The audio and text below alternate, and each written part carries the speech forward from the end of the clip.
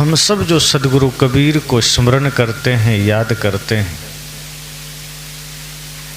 उसमें मूल भाव होता है उनके विचारों को याद करना, उनके आदर्शों को याद करना। हम उनके शरीर की व्याख्या नहीं करते हैं, क्योंकि शरीर की पहचान अस्थायी नहीं होती। शरीर के द्वारा जो ऊंचे कर्म होते हैं, जो महान कर्म किए जाते हैं, हम उन्हें याद करते हैं। सद्गुरु कबीर ने भी जो महान कार्य किए, जो उनके महान आदर्श हैं, जो उनके तप हैं, त्याग हैं, हम उन्हें याद करते हैं। इसलिए आज हम उनके ही विचारों को स्मरण कर रहे हैं। और ऐसे महापुरुषों के विचारों को जब हम अपने जीवन में उतारते हैं तो हमारा जीवन सही मायने में सजता है। जब संसार की चीजों को हम इकट्ठा करते हैं तो हमारा बाहर सब कुछ सज जाता है, लेकिन जब हम सद्गुरु कबीर जैसे महान संत की वाणियों को अपने हृदय में धारण करते हैं तो हमारा जीवन सज जाता है, हमारा आचरण सजता है, हमारा विचार सजता है। और जिसके विचार शुद्ध होते हैं, जिसके विचार पवित्र होते हैं, उसी की प्रशंसा होती है। जिसका आचरण महान होता है, लोग उसके फिर शकल नहीं देखा करते कि वो कैसा है, क्योंकि शकल से अगर कोई सुंदर है और विचार सुंदर नहीं है, उस इंसान की पूजा नहीं होती, उसका सम्मान नहीं होता। सम्मान सदैव उनका होता है जिनके कर्म सुंदर होते हैं, जिनके आचरण सुंदर होते हैं। और आचरण सुंदर हमें स्वयं बनाना होता है।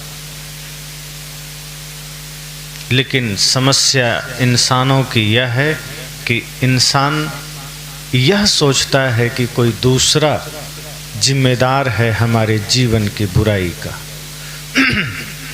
अगर हमारे जीवन में कुछ गलत है तो हम यह नहीं सोचते हैं कि हम जिम्मेदार हैं। हमारे जीवन में कोई बुराई है तो हम यह नहीं सोचते कि हम जिम्मेदार हैं, हम दूसरे पर थोप देते हैं।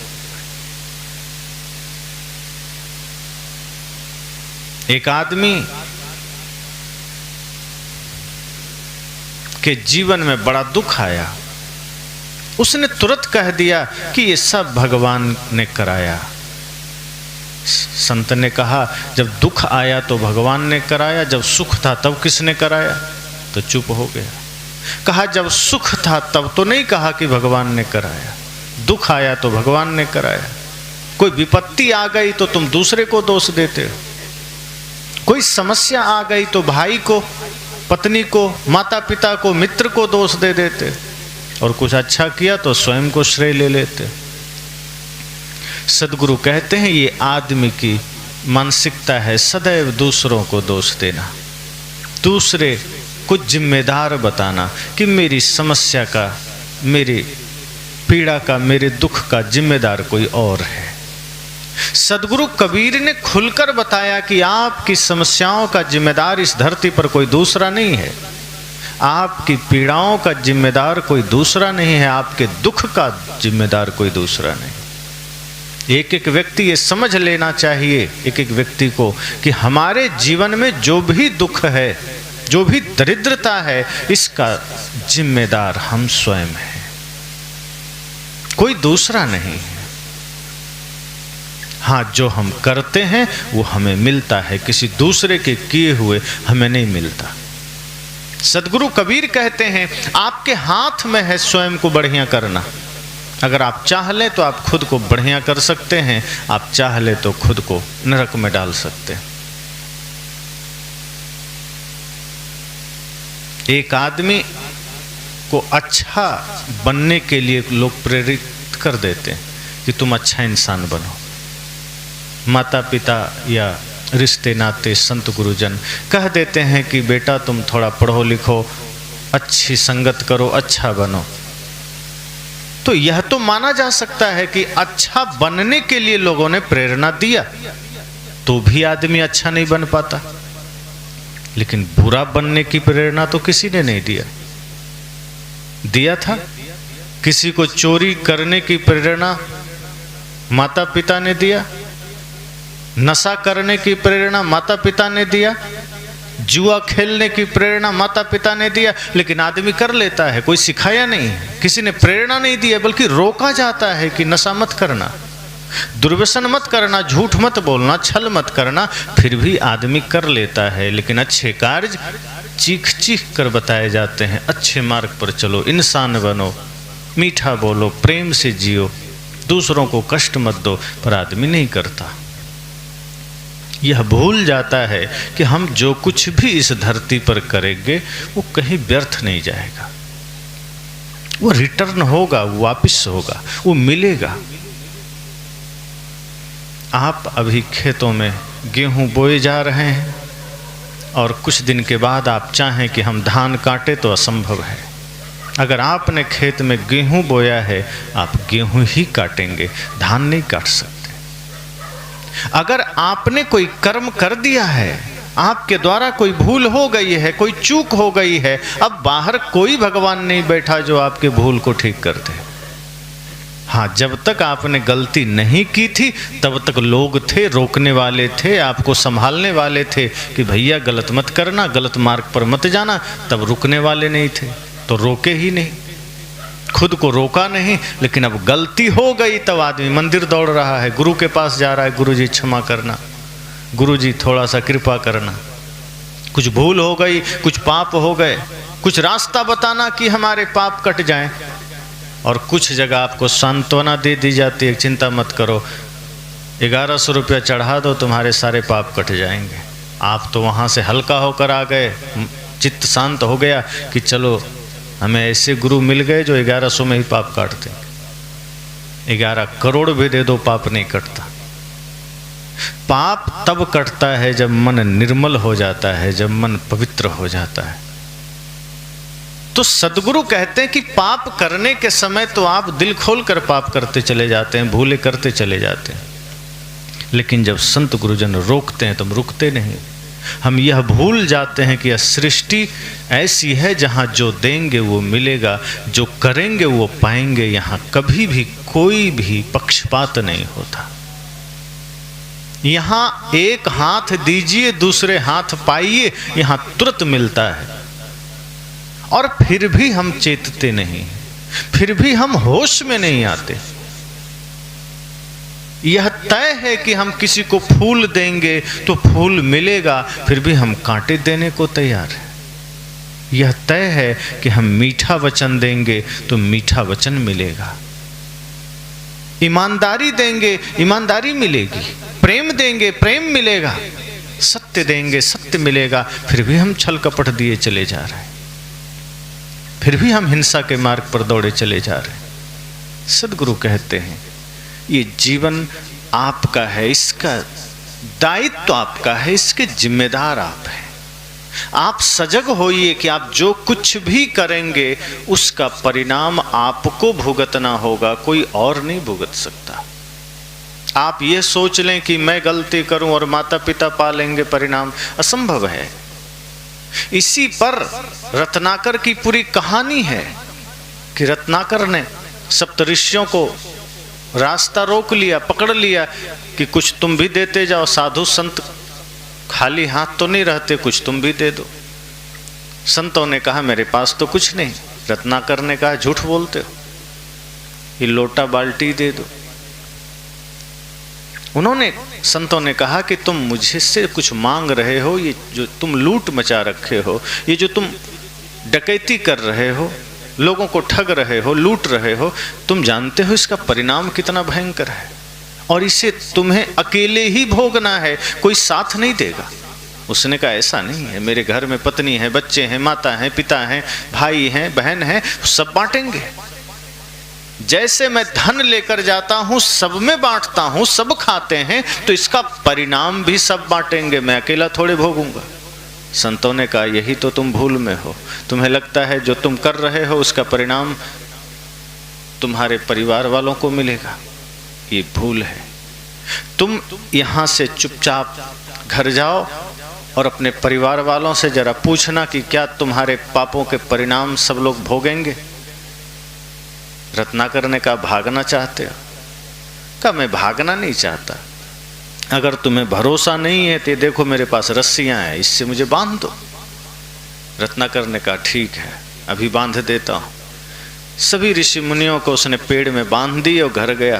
पिताजी से कहा पिताजी आप तो मुझसे बड़ा प्रेम करते, मैं इतना चोरी करता हूँ, लोगों को लूटता हूँ, इतना पाप कर रहा हूँ, क्या इसका परिणाम आप थोड़ा सा बांटेंगे? कहा तू मेरा बेटा है, जवानी में मैं तुझे खिलाया पिलाया, अब तेरा कर्तव्य है, तू कैसे खिलाता है, कहाँ से खिलाता है, मुझे क्या मालूम, उसका परिणाम तू भुगत, मुझे कोई चिंता नहीं। बड़ी ठेस लगी, पिताजी नकार दी। माँ के पास गया, कहा माँ तू तो बहुत प्रेम करती है, क्या मेरे पाप के कर्मों को तू बांटेगी? माँ ने कहा बेटा मैंने तुझे कहा थोड़े कि तू लूट कर खिलाओ, वो तेरा दायित्व, तू कैसे खिलाता है? अब जो तुम कर रहे हो उसका भुक्तभोगी, उसका जिम्मेदार तुम हो, मैं क्यों? उससे लगा माँ ने भी नकार दिया। पत्नी के पास गया, पत्नी से कहा तुमने तो 7 जन्म साथ रहने की कसमें खाई थी, अब साथ दोगी? कहा क्या हुआ? कहा हम इतना सारा पाप कर रहे हैं, लूट रहे हैं, लोगों को परेशान कर रहे हैं, मुझे पता है मैं पाप कर रहा हूं, लेकिन क्या पाप के फल में तुम भागीदार बनोगे? पत्नी ने कुछ नहीं कहा, बस इतना ही कहा कि अभी हम भोजन बना रहे थे, भोजन बनाते समय मेरी उंगली जल गई है, क्या तुम्हें इस पीड़ा में कुछ महसूस हुआ? जो मेरी उंगली जली है क्या तुम्हें इसका दर्द पता चला? कहा नहीं। कहा मेरी उंगली जली, मैं दर्द पा रही हूं, तुम कर्म कर रहे हो, तुम उसकी सजा पाओगे, बात साफ है। मेरी उंगली जली, इसका दर्द तुम बांट लो। कहीं कैसे संभव है, उंगली तुम्हारी जली है, मैं कैसे बांट लूं? कहा तुम कर्म कर रहे हो, उसका फल तुम्हें मिलेगा, मैं कैसे बांट लूं? पत्नी ने हिसाब कर दिया बराबर। वो थका हुआ लौटा, उसे लगा जैसे सब खो गया, सब गंवा दिया, आज तक मैंने पाप किए, आज तक मैंने अधर्म के मार्ग पर दौड़ता रहा, कुछ मिला नहीं। संत के चरण में लेट गया, कहा क्षमा करें, मुझे जीवन का बोध हो गया, मैं समझ गया कि मैं जो कुछ भी करूंगा उसका जिम्मेदार मैं हूं, कोई दूसरा नहीं। अगर मैं अच्छा करूंगा मुझे अच्छा मिलेगा, पर मैं तो बुरा ही बुरा करते आया हूं, कोई बांट नहीं सकता। और जिस जीवन में हमने सिर्फ बुरा ही बुरा किया है वो कितना भयंकर हो सकता है, कोई सोच नहीं सकता। लेकिन जब आदमी चेत जाए, आदमी जाग जाए, वहां से भी वो अपने जीवन को बदल सकता है। कितना भी भयंकर पाप किया हो, कितना भी अंधेरे में जिया हो, लेकिन जिस दिन उसके जीवन में संकल्प आ गया, ज्ञान का दीप जल गया, भक्ति का दीप जल गया, उस दिन से वो आदमी धर्म के मार्ग पर अग्रसर हो जाता है और मुक्ति घटित हो सकती है। और रत्नाकर वाल्मीकि बनकर वो प्रस्तुत कर दिए। इतना भयंकर पाप के मार्ग पर चलने वाला रत्नाकर वाल्मीकि हो गए। सद्गुरु कहते हैं आप जो करेंगे आपको मिलेगा, किसी दूसरे को नहीं मिलेगा। इसलिए सदैव सोचिए कि मुझे क्या करना है जिसका परिणाम बढ़िया आए। हमें ऐसे कर्म नहीं करने हैं जिसका परिणाम बाद में हम खुद झेलने को तैयार ना हो। हम किसी को ऐसा वचन नहीं कहेंगे जो हम खुद सुनने को राजी नहीं। अगर आप झूठ पसंद नहीं करते तो किसी से झूठ मत बोलिए। अगर आप क्रोध पसंद नहीं करते तो किसी पर क्रोध मत करिए। जो आप चाहते हैं कि संसार हमसे प्रेम करे, आप भी प्रेम करिए। आप चाहते हैं पत्नी हमारे प्रति ईमानदार रहे, आप भी ईमानदार रहिए। सद्गुरु कहते हैं ये संसार ऐसा ही है, जो तो को कांटा बुवे ताही बुवे तू फूल, तो ही फूल को फूल है वाको है त्रिशूल। सद्गुरु कहते हैं कोई कांटा भी बो दे तो फूल बोना। पर आज का आदमी कहता है इतना सरल है, कोई कांटा बोएगा तो हम फूल बोएंगे, हम कमजोर थोड़े। आदमी ने दोहा ही बदल दिया। उसने कहा जो तो को कांटा बुबे ताही बुबे तू भाला। वो साला क्या जाने जो पड़े किसी के पाला। आदमी ने दोहा ही बदल दिया, कहा ना मैं कबीर की वाणी को नहीं मानता, मैं तो भाला बोऊंगा और कोई गाली देगा तो मैं गोली दूंगा, मैं कलयुग का आदमी हूं। सदगुरु कहते हैं सारी अकड़ ठिकाने लग जाएगी एक दिन। जिस दिन मृत्यु सामने खड़ी होगी कोई अकड़ काम नहीं करेगी, न रावण का किया, न कंस का, न कौरव का। फिर तुम किस खेत की मूली हो। इसलिए जितना जल्दी हो सके जीवन के सत्य को समझ जाओ और प्रेम, सत्य, अहिंसा, करुणा हृदय में जागृत कर लो। इससे अनमोल और कुछ भी नहीं, भक्ति से ज्यादा अनमोल और कुछ भी नहीं। तो सदगुरु कबीर का संदेश बड़ा साफ है कि आप जो कुछ भी देंगे सृष्टि को वो आपको मिलेगा। आप गाली देंगे गाली मिलेगी, गीत देंगे गीत मिलेगी, आप अच्छा देंगे अच्छा मिलेगा। यहाँ आप बुरा काम करके ये नहीं कर सोच सकते कि चलो अब कुंभ चल रहा है गंगा में थोड़ा डुबकी लगा लेंगे पाप कट जाए। ये सोचकर बहुत लोग जाते हैं कि पाप कर लिया है करते ही रहेंगे, कुंभ में जाकर डुबकी लगा लेंगे। ऐसे भी कहा गया गंगे तव दर्शनार्थ मुक्ति, गंगा के दर्शन मात्र से मुक्ति है, थोड़ा डुबकी लगा लेंगे मुक्ति हो जाएगी। असंभव है। अगर ऐसा होता तो ये शास्त्र झूठे हैं, फिर गीता झूठी है। गीता में मनोविकारों से मुक्ति के साधन बताए गए। पतंजलि योग के सूत्र बताते हैं कि किस तरह से हम मन का निरोध कर सकते हैं, किस तरह हम मन को निर्मल कर सकते हैं। उपनिषदों में मन को पवित्र करने की विधि, हमारे संतों ने मन को निर्मल करने की बात कही। अगर इतना सरल होता कि कहीं मंदिर में बैठकर किसी गंगा में डुबकी लगाकर पाप धोए जा सकते थे तो इस शास्त्रों की जरूरत नहीं थी। फिर राम को ये ना कहना पड़ता कि निर्मल मंजन सो मोहि पावा, मोहि कपट छल छिद्र न भावा। फिर तो ये कह देते कि जो गंगा में डुबकी लगावा सो मुझे भावा, या जो मंदिर में बैठ के राम राम गावा सो मोहि भावा। ऐसा नहीं कहा उन्होंने कहा निर्मल मन जन सो मोहि भावा। तो सीधा रास्ता है, लेकिन आदमी को सीधा मार्ग ही मुश्किल से समझ में आता है। हम फिर भी भूल करते हैं जीवन, हम फिर भी त्रुटि करते हैं, हम फिर भी गाली देते हैं, छल करते हैं, कपट करते हैं। और किससे करते हैं? अपने ही लोगों से करते हैं। कोई भाई से छल कर रहा है, कोई पिता से कर रहा है, कोई माँ से, कोई बहन से, कोई पत्नी से, कोई पति से। किसी न किसी रूप में आदमी छल कपट कर रहा है। कोई दूसरा छल करे तो आदमी कहता है देखिए कैसा आदमी है, छल करता है। वही दूसरे से करता है, सोचता है मैं तो ठीक ही कर रहा हूं। अपनी गलतियां हमें नहीं दिखती, हम जो दे रहे हैं वो हमें जब लौट कर आता है तब आदमी कहता है अरे मैंने तो कुछ गलत नहीं किया, मुझे बुरा क्यों मिल रहा। कई लोग आप में से भी कहते होंगे, ऐसे भी कई लोग मिलते हैं कहते हैं कि महाराज जी हमने आज तो कोई पाप नहीं किया, मैं तो बड़ा धर्मात्मा आदमी हूं, फिर भी भगवान दुख दे रहे हैं। यानी आप खुद ही जज बन गए कि हम कोई पाप नहीं किए। अरे वो तो दूसरा बताएगा कि आपने पाप किया कि नहीं किया। या फिर गहरे से अपने अंतर मन में उतरो और तब सोचो, तो शायद अंतर मन से वो सत्य निकल कर आएगा कि पाप किया कि नहीं। मन तो हमेशा झूठा ही कहेगा। सदगुरु कहते हैं नहीं, जो देंगे संसार को वो मिलेगा। और सच तो ये है कि आप जब भी कुछ गलत करने को सोचते हैं उससे पहले ही आपको मिल जाता है उसका परिणाम। जो आदमी किसी को दुख देने की सोचता है दुख पहले मिलता है। जो आदमी किसी का घर उजाड़ने को सोचता है उसका घर पहले उजड़ता है। हम समझ नहीं पाते हैं, हम बुराई करते चले जाते हैं, करते चले जाते हैं। सदगुरु कबीर यह बात क्यों करते हैं कि जो आपके लिए कांटा बोए उसके लिए फूल बोना। वो इसका अर्थ यह नहीं कि वो आपको कायर बनाना चाहते हैं।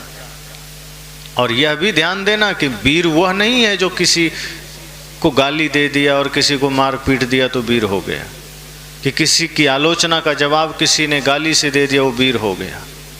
अगर किसी ने यह सोचा कि मैं किसी को डांट दिया मैं वीर हो गया, किसी को मार दिया मैं वीर हो गया, सदगुरु कहते हैं उससे बड़ा कायर इस धरती पर और कोई नहीं।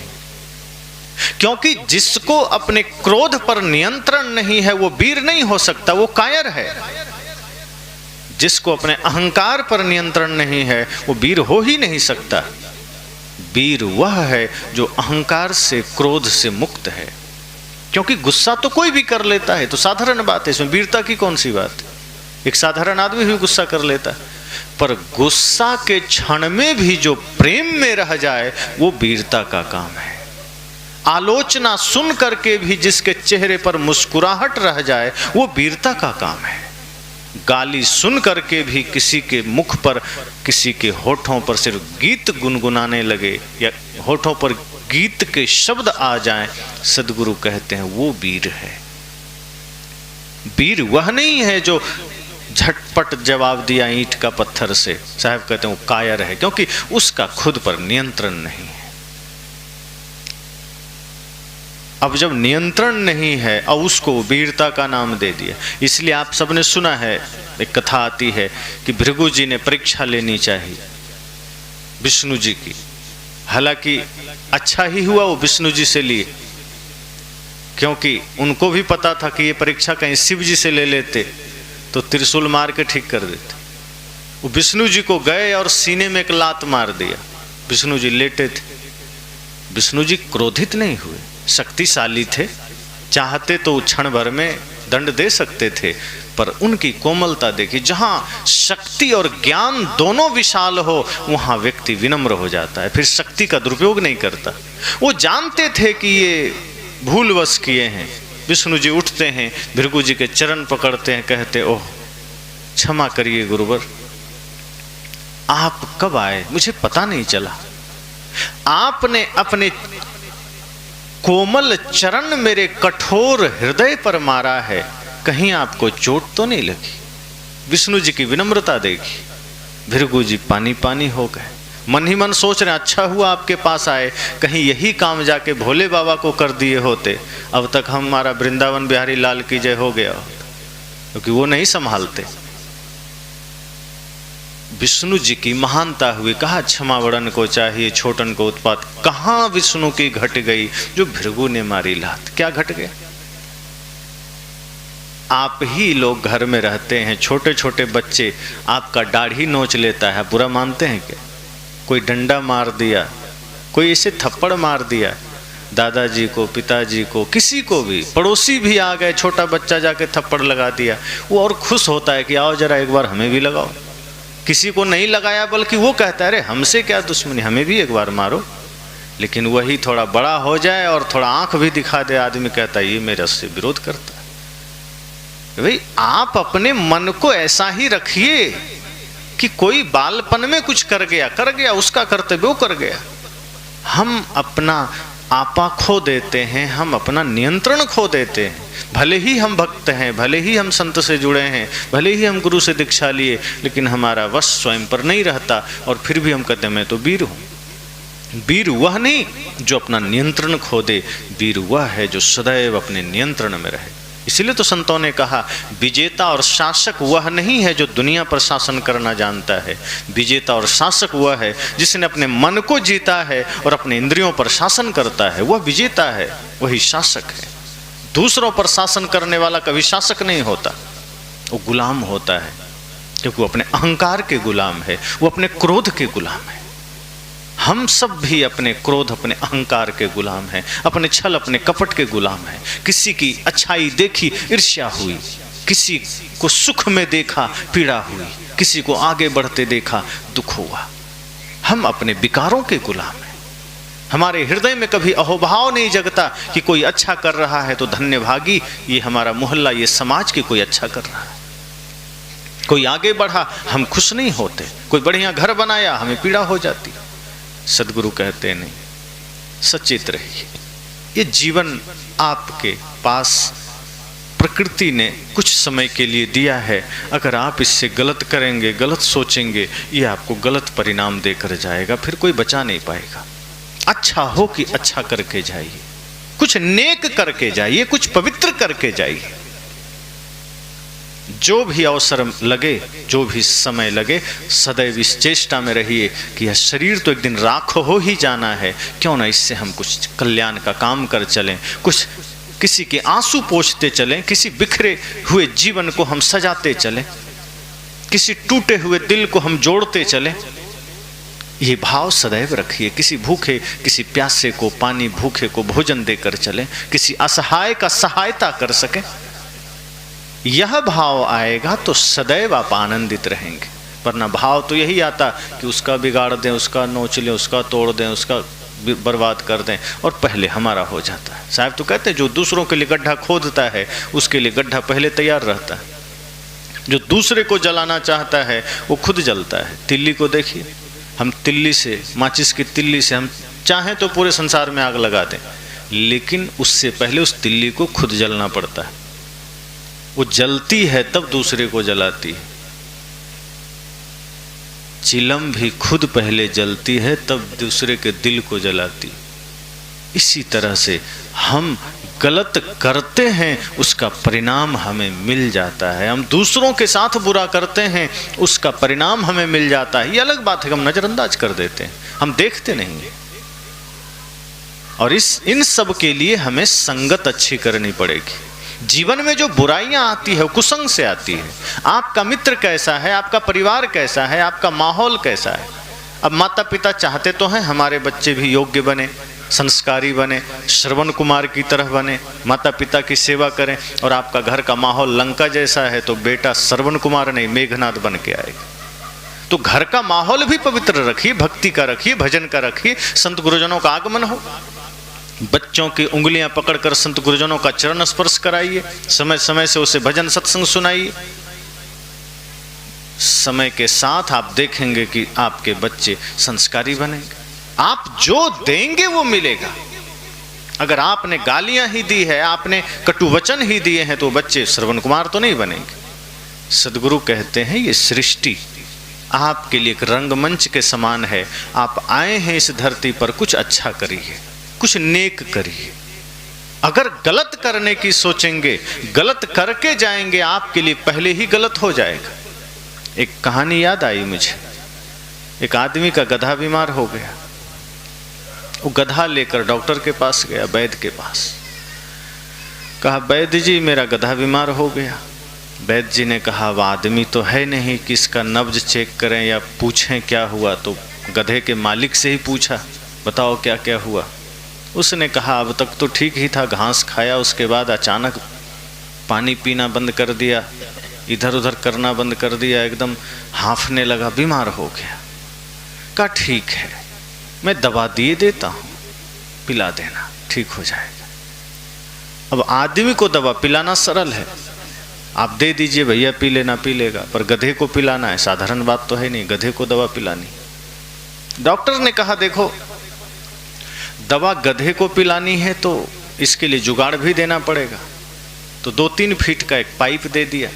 कहा, दवा घोल लेना, पाइप में भर लेना, एक छोर गधे के मुख में डालना, दूसरा छोर अपने मुख में, और जोर से फूंक मार देना, गधे के पेट में दवा चली जाएगी, वो ठीक हो जाएगा।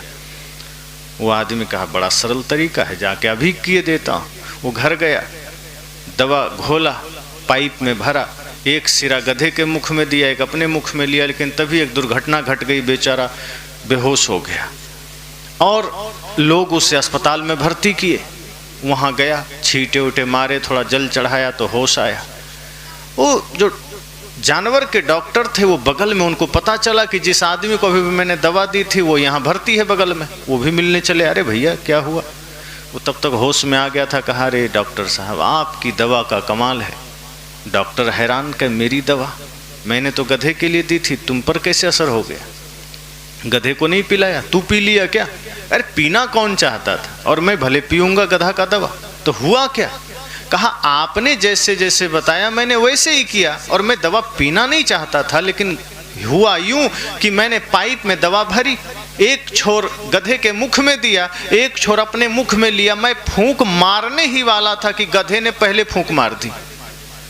तो जो दवा गधे के मुख में जाता वो मेरे मुख में आ गई, और जो गधे के लिए अमृत हो सकता था मेरे लिए विष के समान हो गया, और मैं पीड़ा में हूं। डॉक्टर ने कहा, ये समाज की सच्चाई है। तुम किसी को फूंक मारो, उससे पहले तुम्हारे लिए दूसरा कोई फूंक मार देता है। तुम किसी के लिए गड्ढा खोदो, तुम्हारे लिए कोई दूसरा गड्ढा खोद देता है। यही सत्य है। इसलिए सजग हो जाओ, जीवन में कभी यह संकल्प मत लेना कि मुझे गलत करना है। आदमी पिता मर रहा होता है, बेटे को कहता है बेटा इधर आ, कहता है देखो मैं तो लड़ाई न लड़ पाया, लेकिन पड़ोसी से तुम निपटना, केस लड़ना, हारना मत सिखा के जाता है। लड़ाई अपना खत्म नहीं किया, बच्चों पर थोप कर जाता है। एक सच्चा पिता वह नहीं है जो अपने बच्चों को विरासत में लड़ाइयां देकर जाए। सच्चा पिता वह है जो कहे बेटा मेरे साथ ही इस झगड़े को यहीं विराम कर देना, तू अपने ढंग से जीवन जीना, लड़ाई में मत पड़ना, मैंने जीवन देख लिया, कुछ नहीं मिला, इस झगड़े में कुछ नहीं पाया, सिवाय दर्द के, सिवाय पीड़ा के, सिवाय शोक के कुछ नहीं मिला। अगर इस तरह से कह के जाए तो शायद बहुत सारे झगड़े विराम हो जाएंगे। लेकिन आज समस्या ये है कि पिता लाचार हो जाए, खुद न लड़ पाए तो बेटे से कहता है तू तो मेरा शेर बेटा है, जरा लड़ लेना। ये नहीं कहता कि तू सन्मार्ग पर चलना, तू कर्म योग के मार्ग पर चलना, राष्ट्र की सेवा में लग जाना, माता पिता गुरु की सेवा में लग जाना। आप ये शिक्षा कहाँ दे पाते हैं?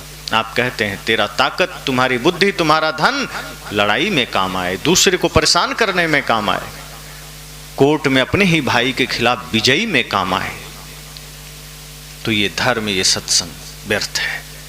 फिर ये मंदिर की यात्राएं व्यर्थ है, फिर ये नदियों में जाना, तीर्थों में जाना व्यर्थ है। असली तीर्थ यह है कि हमारा मन निर्मल हो जाए। जो मन निर्मल हो गया उससे बड़ा तीर्थ और कोई नहीं। जो मन पवित्र हो गया उससे बड़ा मंदिर और कोई नहीं।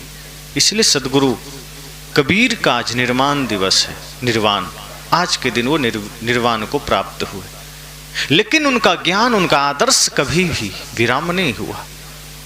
उनका शरीर विराम हो गया, लेकिन उनका ज्ञान आज भी सूर्य की भांति इस आकाश में जगमगा रहा है। अगर हम सब उसमें से थोड़ा थोड़ा अंश भी अपने जीवन में उतार पाए, वो ज्ञान हम सब के जीवन को प्रकाशित करेगा, हमारे जीवन के सभी दोषों को मिटा सकता है। सदगुरु कबीर के ज्ञान से हम बाहर भीतर शुद्धि कर सकते हैं। अभी हमारा बाहर भी अशुद्ध है, भीतर भी अशुद्ध है। अभी हमारा जीना खाना भी अशुद्धता में है और हमारा मन भी अशुद्धता में है, अपवित्रता में है। पवित्रता नहीं है, गंदगी में है। सदगुरु कहते हैं बाहर भी शुद्धि चाहिए और भीतर भी शुद्धि चाहिए। बाहर की शुद्धि साबुन से आ सकती है, सर्फ से आ सकती है, केमिकल से आ सकती है, झाड़ू से आ सकती है, लेकिन भीतर की शुद्धि ज्ञान से आएगी, सत्संग से आएगी, ध्यान से आएगी। आज हमारा बाहर भी गंदा है, घर द्वार बहुत जगह आप जाइए, एक आदमी मंदिर जाता है, मंदिर को झाड़ू लगा देगा, मंदिर में जाके पानी से धो देगा, पोछा लगा देगा, धूप दीप अगरबत्ती जला देगा, लेकिन जिस घर में वो रहता है, जिस आंगन में वो रहता है, वहां लगेगा जैसे कोई जानवर रहा है। इतनी गंदगी, कचरा, चारों तरफ दुर्गंध, भिन भिनाती हुई मक्खियां, आदमी उसी में जीता है। लेकिन वही आदमी मंदिर जाता है तो झाड़ू लगा के आता है, पानी डाल के आता है। अरे जहां भगवान रह रहे हैं, मूर्ति रूप में है, जहां कोई चेतना नहीं है, वहां सफाई कर रहे हो। जहां लोग रहते हैं, जहां आप खुद रहते हैं, वहां मक्खियां भिन भिना रही है, गंदगी है, वहां सफाई का कोई भान नहीं, स्वच्छता का कोई भाव नहीं। आपका परिवेश जैसा होगा, मन वैसा ही तो बनेगा। अगर बाहर गंदगी फैली है तो भीतर गंदगी आएगी, मन गंदा होगा। सदगुरु कहते हैं हम बहुत अच्छाई इसलिए भी जीवन में धारण नहीं कर पाते क्योंकि हमारा बाहर का परिवेश भी गंदा है। हमारा घर मंदिर नहीं बन सका। सदगुरु कबीर की पहली चेष्टा यह है कि आपका घर मंदिर बन सके। आप अपने घर, अपने द्वार, अपने आंगन, अपनी सड़कों को साफ रखिए, अपने वस्त्र को साफ रखिए। हमारे संत तो यहाँ तक कहते हैं कि आप अगर अपने शौचालय को भी मंदिर की तरह बना लें तो वहाँ भी आप बैठकर पूजा कर सकते हैं। आपका शौचालय भी साफ रहे। हमारा तो सोने वाला घर भी गंदा रहता है, शौचालय कहाँ से साफ हो? तो मंदिरों की सफाई तो हो रही है, मन की सफाई नहीं है, घर की सफाई नहीं है। आज घरों की हालत में देखता हूं, खास करके बिहार में, जब बाहर के प्रांतों को देखता हूं और उसके बाद बिहार को देखता हूं तो मुझे दुख होता है कि बुद्ध महावीर की धरती, चंद्रगुप्त चाणक्य की धरती, सम्राट अशोक की धरती, बड़े बड़े ज्ञानियों की धरती, ये बिहार आज कैसे हर चीज में पीछे होते जा रहा है। जहां देखो वहीं गंदगी है, और घर में जहां भोजन बनता है वहां भी मैं कई बार देखता हूं तो भोजन जो कि सबसे पवित्र चीज है, ऋषियों ने अन्न को ब्रह्म कहा है, अन्नम ब्रह्म, उस अन्न के साथ भी हम व्यवहार ठीक नहीं करते। जो हमारा भोजनशाला है, रसोई घर है, वहाँ गंदगी होती है। बहुत से घरों में मेरा जाना हुआ, मैं देखता हूँ वहाँ पवित्रता नहीं होती। संत कहते हैं जैसा अन्न खाएंगे वैसा मन बनेगा। अन्न हमारा गंदा हो गया, मन गंदा हो गया, कपड़े गंदे हैं। जिस कपड़े से भोजन के साथ हम उपयोग करते हैं, जिस कपड़े को, कहीं तवा पकड़ना हो, बर्तन पकड़ना हो, हांडी पकड़ना हो, वो कपड़े कौन से होते हैं? किसी का बनियान है, किसी का जंघिया है, किसी का गंजी है। मैं आश्चर्य है, ये सारे कपड़े यूज हो रहे हैं भोजनालय में। अरे भोजन पवित्र चीज है, नए कपड़े धो धो करके यूज करो। ये गंदगी। माताएं अंगूठी पहनी हुई है, एक से एक संत ने कहा ये अंगूठी किस लिए? कहा हाथ सुंदर लगते हैं। वहीं बगल में एक सज्जन बैठा था, कहा मैंने तो इसलिए पहना कि ग्रह को मैंने बांधा है। एक पंडित जी ने दिया था, ग्रह मुझ पर आता था। तो कौन सा ग्रह? उस सज्जन ने कहा शनि ग्रह, वो हम पर थोड़ा टेढ़ा हो गया था। संत ने कहा तुमको पता भी है कि शनि ग्रह पृथ्वी से कितना लाख गुना बड़ा है? अगर थोड़ा भी विज्ञान पढ़े हो तो शनि ग्रह कितना बड़ा है? तो उसका दिमाग चकराया, कहाँ सुना तो है लाखों गुना बड़ा है। कहा मेरे भाई, शनि ग्रह लाखों गुना बड़ा पृथ्वी से है।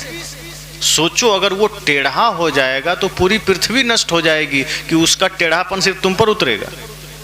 और मान लो वो टेढ़ा हो भी गया तो छोटा सा अंगूठी से वो सीधा हो जाएगा? है इतना बल?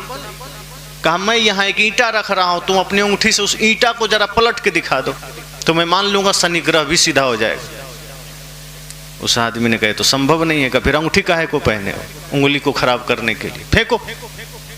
इन हाथों से शुभ कर्म करो, पवित्र कर्म करो, वीरता में जियो, दुखियों का सहारा बनो, राष्ट्र का सेवक बनो। ये हाथों की सुंदरता है, ये अंगूठी से हाथों की सुंदरता नहीं होती।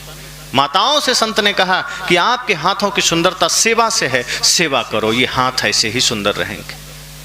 नाखून बढ़ाने की जरूरत नहीं है, ये आपकी सुंदरता का कोई हिस्सा नहीं है। आज ट्रेंड चला है, लड़के लड़कियां नाखून बढ़ाने लगे। अब वो कभी अगर गलती से खुजलाना भी चाहे तो आंख में चला गया तो अपनी ही आंख फोड़ लेंगे। अब क्या जरूरत है नाखून बढ़ाने का? आदमी होने में संतुष्टि नहीं है, भालू होना चाहते हैं। भाई भालू के नाखून बड़े हैं, कहीं हमला करना हो, आपको किस पर हमला करना हो? क्या सांस पर हमला करना है? किस पर करना? नाखून साफ रखिए, छोटे रखिए, पवित्र रखिए, बढ़ाए चले जा रहे हैं। मैं इसलिए कह रहा हूं कि गंदगी में हम जीने को आदी हो गए, बाहर के दिखावाओं में जीने को आदी हो गए। हमारे अंग प्रत्यंग स्वस्थ हो, स्वच्छ हो, सुंदर हो, और ये सेवा से होगा, ये सत्संग से होगा। तो हम बाहर की चीजों पर ध्यान नहीं देते। अंगूठियां पहन लिए, उसी से माताएं आटा गूंथ रही। अब अंगूठियों में गंदगी जमती है, कितना भी साफ कर लो वो गंदगी जमेगी, वो गंदगी आटे में जाएगी, फिर आदमी उसको खाएगा प्रसाद समझ के। संत कहते हैं भोजन बनाइए, अंगूठी मत पहनिए, उंगलियों को स्वतंत्र रहने दीजिए, और कपड़े नए प्रयोग करिए। प्रतिदिन उन कपड़ों को धो लीजिए।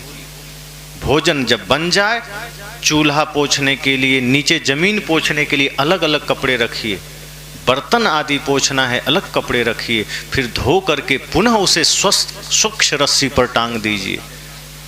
भोजन में पवित्रता रखिए। भोजन बनाते समय सिर खुजला लिए, फिर रोटी बना रहे हैं, फिर चावल छू रहे हैं, फिर बेल रहे हैं। संत कहते हैं नहीं, इतनी पवित्रता रखिए। और मुझे कहने की जरूरत नहीं है, आप खुद करते हैं वो काम।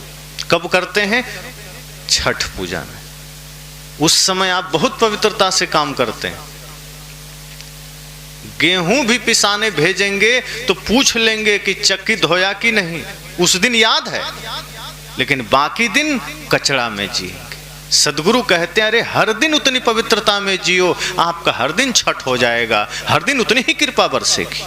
आप एक दिन ये करके तो देखो, और वर्ष में एक दिन छठ मना लिया। सदगुरु कहते हैं हर दिन छठ मनाओ ना, हर दिन उतनी पवित्रता से बनाओ। समस्या क्या है ना कि छठ माई को तो हम देवता समझते, उनके लिए पवित्रता से बना दिए, और घर वालों को देवता समझते ही नहीं, पति को देवता समझते ही नहीं। एक पति पत्नी में झगड़ा हुआ, दोनों आपस में लड़ने लगे, दीक्षा लिए हुए थे, गुरु से दीक्षा लिए हुए थे, लेकिन दोनों में झगड़ा हो गया। अब एक दूसरे के साथ तू मैं चलता रहा। पति बेचारा थोड़ा लाचार और सह लेता था, पत्नी थोड़ा सा ज्यादा बोलती थी, तो बातचीत ठीक से होती नहीं थी। कभी बेचारा खेत से काम करके लौटे तो पत्नी पानी भी ना दे, वो थका हुआ है, पसीने से लथपथ है, कहे थोड़ा पानी दो, अपने से ले लो, अभी हम टीवी देख रहे हैं और मुझे भी दे देना। पति सोचे चलो ठीक है, अब जो है समझौता करके जीते हैं। ऐसे ही चलता रहा। अचानक एक दिन 12 बजे रात में पत्नी एक गिलास दूध लेके पति के पास गई। पति बेचारा सो रहा था, टांग पकड़ के खींची, उठो। उसे लगा कोई सपना देख रहे हैं, घर में कौन रात में आएगा जगाने, पत्नी तो हमसे ऐसे ही लड़के अलग सोती। फिर वो अंठा दिया, पत्नी फिर हिलाई, उसकी आंख खुली, सामने देखता है पत्नी खड़ी। फिर सोचा पत्नी रात में मेरे पास क्यों आएगी, वो भी कुछ लेकर आई। फिर आंख बंद किया, आंख बंद मत करो, दूध पी लो। अब उसे सच में हैरानी हुई कि दूध, मैं खेत से थक कर आता हूं, पानी तक नहीं पूछती, आज दूध दे रही। फिर सोचा हो सकता है किसी संत का प्रवचन सुनी होगी, कुछ परिवर्तन आ गया होगा, कुछ प्रेम जग गया होगा। उसके पति ने कहा कि लगता है कुछ प्यार वार जग गया तुम्हारा, किसी गुरु का सत्संग सुनी थी क्या? पहले तो उसको विश्वास ही नहीं हुआ कि आज मेरे पास ये दूध लेकर आई। फिर भी पूछ दिया कि लगता है कुछ प्यार वार जग गया, इसलिए तुम आ गए दूध का गिलास लेके। पत्नी ने झल्लाते हुए कहा चुप, कोई प्यार वार नहीं जगा। आज नाग पंचमी था, नाग देवता को दूध पिलाना भूल गए, और तुमसे बड़ा नाग मेरे जीवन में कोई है नहीं, इसलिए दूध लेकर आए, ज्यादा इधर उधर मत करो। पति ने सिर ठोका, कहा हो गया बंटा ढार, मुझे तो लगा प्यार जगा, लेकिन ना, वो जग ही नहीं सकता। सत्संग सुनो, कुछ भी करो, एक दूसरे को देवता समझते ही नहीं, एक दूसरे को देवी समझते ही नहीं। तो घर वालों को हम देवता समझें तब तो हम भोजन प्रसाद की तरह बनाएंगे। हम मजबूरी में बना देते हैं और वो भोजन विष के समान काम करता है। सदगुरु कहते हैं घर में भोजन बनाओ, घर वालों में देवत्व का दर्शन करो। आपके घर के लोग ही असली देवता हैं, आपका घर ही असली मंदिर है। ये सदगुरु कबीर की सीख है। अगर हम यह मान लेते हैं, उसी दिन से घर में समृद्धि का वास होगा, स्वास्थ्य का वास होगा, शांति का वास होगा। लेकिन हम गंदगी में जीने के आदी हो गए। वर्ष में एक बार हम पवित्रता कर लेते हैं, दिवाली में घरों की सफाई कर लेते हैं, आंगन की सफाई कर लेते हैं, बाकी पूरे साल उसी गंदगी में जीते हैं। सदगुरु कहते हैं आप अपने तन की सफाई प्रतिदिन करिए, घर की सफाई प्रतिदिन करिए, और फिर मन की सफाई प्रति क्षण करिए। क्योंकि बाहर की शुद्धि यह होगी तो आपको यह संतोष और शक्ति मिलेगी कि हमें मन को भी शुद्ध करना है। और मन जब शुद्ध हो जाएगा तो बाहर की शुद्धि में आप कभी कमी नहीं करेंगे। और शुद्ध मन से जो भोजन बनेगा वही प्रसाद बनता है। इसलिए आप सब जानते हैं ना कि आश्रम में जो भोजन बनता है उसको लोग क्या कहते हैं, प्रसाद पा लीजिए। आश्रम और मंदिर में बना हुआ भोजन भोजन नहीं, वो प्रसाद बन जाता है, क्योंकि वो भक्ति और श्रद्धा से बनता है। इसलिए भगवान कृष्ण ने दुर्योधन का भोजन त्याग दिया था। 56 प्रकार का व्यंजन बनाया था दुर्योधन ने, लेकिन मन गंदा था, दुर्योधन का भोजन नहीं खाए।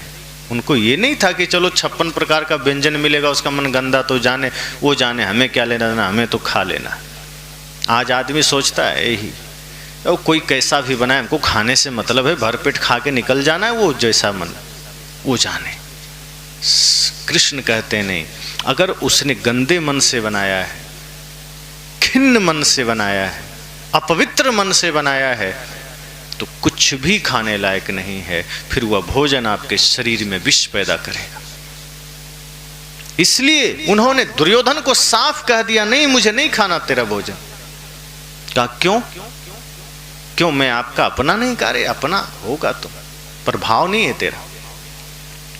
और जिस भोजन में भाव न हो वो भोजन कृष्ण कभी नहीं करता। तुम्हारे भोजन में अहंकार की गंध आ रही है, ये भोजन में स्वीकार नहीं कर सकता। दुर्योधन ने फिर भी जिद किया कि नहीं आप खा लीजिए। तब कृष्ण ने कहा देखो 3 बातें हैं, 3 स्थितियां हैं जिसमें कोई किसी का भोजन स्वीकार करता है।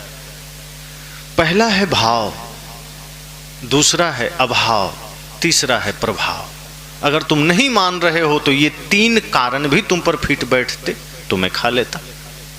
का मतलब कहा देखो, या तो कोई भाव बस किसी का भोजन स्वीकार कर लेता है, प्रेम है, भाव है कि भैया मेरे यहाँ थोड़ा भोजन पा लेना, हृदय से उसने कहा, दिल से कहा, लोग स्वीकार कर लेते, कोई हर्ज नहीं। तो भाव तो तुम्हारे मेरे बीच है नहीं। अगर भाव की बात है तो वो तुम्हारे हमारे में बिल्कुल भी नहीं है, तो इस नाते में तुम्हारा भोजन स्वीकार नहीं कर सकता। दूसरी बात है अभाव, कि या तो किसी के पास अभाव है, दरिद्रता है, गरीबी है, तो बेचारा लाचारी में किसी के भी भोजन खा लेगा, मांग लेगा हमको थोड़ा भोजन दे दो। तो अभाव तो मेरे पास है नहीं, तुमसे ज्यादा धन है मेरे पास। और तीसरी बात कृष्ण कहते हैं प्रभाव, कि या तो कोई इतना शक्तिशाली दबंग हो कि किसी को कह दे आओ तो खाओ तुम, तो डर से खा ले, पता नहीं अगले दिन कुछ कर दे, कहीं नहर पर छेंक ले तो हम क्या करें। कहा है खा लेते, कहा प्रभाव में तो तुम मेरे सामने जीरो हो, तो मैं तेरा भोजन कैसे खा सकता हूँ। कृष्ण ने कहा प्रभाव भी तेरा मेरे सामने जीरो है, इसलिए मैं तो चला। कहाँ? विदुर के घर, क्योंकि उनके साग रोटी में भी वो प्रेम और वो अमृत का स्वाद है जो तेरे 56 प्रकार के व्यंजन में दूर दूर तक नहीं। तो भोजन जब निष्ठा से, श्रद्धा से, प्रेम से बनता है, वही भोजन क्या होता है? प्रसाद बन जाता है। अगर माताएं यह संकल्प ले ले कि मुझे प्रतिदिन छठ की भांति भोजन बनाना है, पूजा समझ के, अपने घर में निवास करने वाले बाल हो, वृद्ध हो, जवान हो, सब देवता हैं, सबको देवता समझ करके भोजन बनाइए, वो भोजन अमृत बनेगा। और वो अमृत जब कोई खाएगा उसका मन शुद्ध बनेगा। तो सद्गुरु कहते हैं कि पहले बाहर की शुद्धि भी करिए, मन की शुद्धि सरलता से हो जाएगी। बाहर घर आंगन को मंदिर बनाइए, अपने घर को मंदिर बनाइए, अपने तन को भी मंदिर बनाइए। सुबह जल्दी जगिए, जल आदि ग्रहण करके स्नान करिए, बिना स्नान किए कभी भोजन न बने। और सूर्योदय से पहले प्रयास करिए स्नान करने का। कोई लाचार है, बीमार है, कोई बात नहीं, लेकिन जीवन में सदैव पवित्रता का ध्यान रखिए कि तन की शुद्धि, मन की शुद्धि सदैव चलती रहे। तो सद्गुरु ने कहा कि जब आप बाहर भी शुद्ध करेंगे तब आपका मन शुद्धि में सरलता हो जाएगी।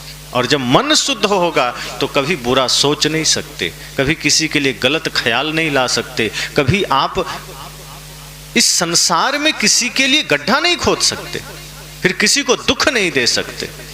फिर आपके मन में यही ख्याल आएगा कि हे सद्गुरु, हे संत, हे प्रभु, मुझे इतनी शक्ति देना कि मैं संसार की सेवा कर सकूं, मैं नेक रास्ते पर चल सकूं, मैं प्रेम के मार्ग पर चल सकूं। आप यह कह सकते हैं इतनी शक्ति हमें देना दाता,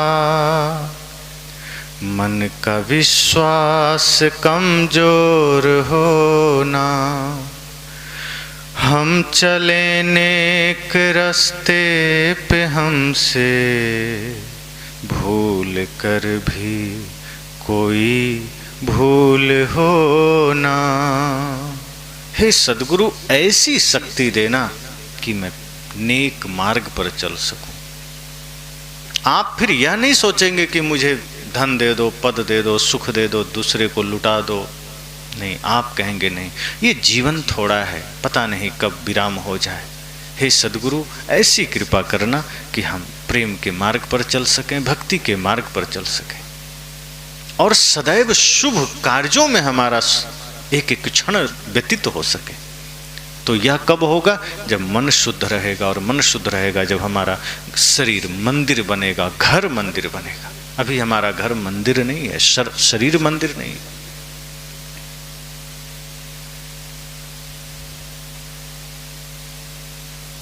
संतजन सदैव हमें जगाते हैं कि शरीर और घर दोनों मंदिर बनाओ, इसकी पवित्रता का ध्यान रखिए। तो यह सदगुरु कबीर का निर्वाण दिवस है। इस अवसर पर हम सबको भी यही सोचना है कि आज जो समय हमारे हाथ में है बहुत कीमती है। अगर यह समय खो गया तो पता नहीं दोबारा कब अवसर मिलेगा। एक एक क्षण हमारा बीतता जा रहा है, अगला क्षण क्या होगा कोई नहीं जानता। भविष्य के गर्त में किसके भाग्य में क्या लिखा है कोई बता नहीं सकता। किसी का रहना लिखा है कि किसी का जाना लिखा है, कोई तय नहीं है। तो जो तय है कि वर्तमान हाथ में है, इसको क्यों गंदा करना? इसको पवित्रता में बिताइए, इसको प्रेम में बिताइए। जो भी किसी से शिकवा शिकायत हो, बैर विरोध हो, आंखें बंद करिए, और अगर सामने हो तो हाथ जोड़ लीजिए कि जो हुआ सो हुआ, अब से मुझे प्रेम मार्ग पर चलना है, भक्ति के मार्ग पर चलना है, गुरु संत के बताए हुए आदर्शों को जीवन में धारण करना है। वरना पता नहीं कब मौत आ जाए और पता चला ये शरीर, ये जीवन बदरंग रह गया, सारे दाग लगे रह गए। तो यह सत्संग सदगुरु कबीर का है, और सदगुरु कबीर का सत्संग का मतलब ही है जहाँ हर मानव को भगवान होने की प्रेरणा देते हैं। सदगुरु हर मानव को ब्रह्म बनने की प्रेरणा देते हैं। कोई छोटा बड़ा नहीं, सब में ब्रह्म है। बस जागृत जो कर लिया वो जीत लिया, और जो नहीं किया वो हार के गया। तो इस निर्वाण दिवस पर यही मंगल कामना है कि आप सब भी सदगुरु कबीर के अनमोल वचनों को याद करिए, स्मरण करिए, और जब भी बिस्तर में सोने जाइए दूसरा कुछ भी ख्याल मत करिए। आज मोबाइल हाथ में है, सोशल मीडिया का ज़माना है। विश्राम से पहले मोबाइल में गुरु संत का प्रवचन सुन लीजिए और उसी को मनन करते हुए सो जाइए। और फिर सुबह जब उठिए तो आंखें बंद करके 5 मिनट संकल्प लीजिए कि सदगुरु संतों की कृपा से, माता पिता की कृपा से मुझे आज का यह सूर्योदय का सौभाग्य मिला, आज के सवेरे का सौभाग्य मिला, पुनः एक नई जिंदगी मिली, एक नया दिन मिला, नई सांसें मिली। मुझे इसे व्यर्थ नहीं गंवाना है, इसे धर्म के मार्ग में लगाना है, इसे सेवा के मार्ग में लगाना है, किसी का दिल नहीं दुखाना है। और फिर अपने दैनिक क्रियाओं में लग जाइए, निवृत्त होइए और शुद्धता पवित्रता का जीवन बिताइए। बहुत